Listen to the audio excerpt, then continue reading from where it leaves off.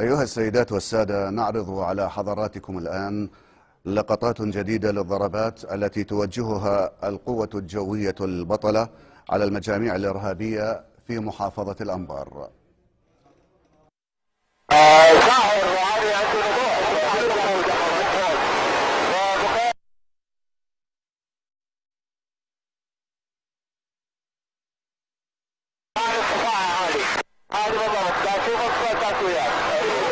تظهر هذه اللقطات مدى الضربات الجوية التي توجهها القوة الجوية العراقية البطلة.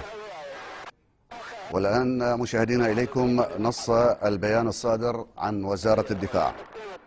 قام سلاح طيران الجيش البطل بتنفيذ عدة مهام قتالية واستطلاعية نوعية لإسناد القطاعات البرية في قاطع عمليات الأنبار والقواطع الأخرى المجاورة لها، والتي تقدم الدعم والإسناد لتنظيمات داعش والقاعدة الإرهابية في المناطق الغربية.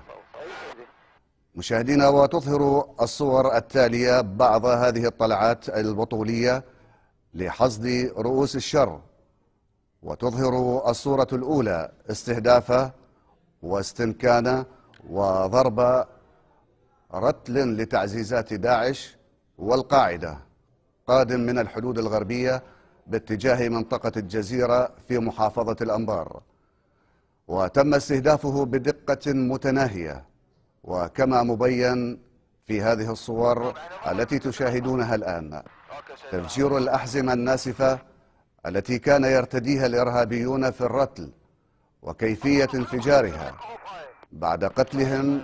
والصورة الثانية أيضا تظهر استمكان واستهداف وضرب موقع في سلسلة جبال حمرين في ناحية العظيم الذي كان يستغل من قبل التنظيمات الإرهابية لتخزين وتجميع الأسلحة والأشخاص لغرض تعزيز خلاياهم المنتحرة ضمن قاطع قيادة عمليات الأنبار.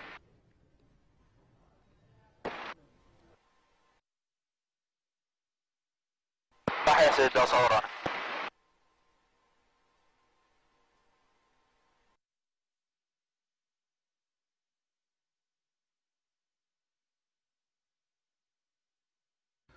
مشاهدينا الكرام، نعيد على حضراتكم قراءة نص البيان الصادر من وزارة الدفاع